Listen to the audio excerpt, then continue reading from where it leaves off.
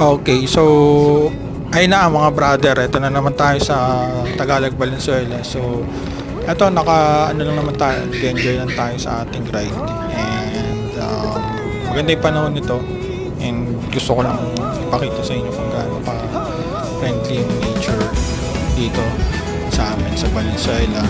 And ito kasing lugar sa amin is this is a fishing village na through the years na develop siya with some amenities like restaurants and pwede ka mag-fishing mga activities like that. So, tambay lang gusto mo may time ka, you can go here, simple punta ka lang, or gusto mo makapag-solo, kita nyo naman yung paligid, diba?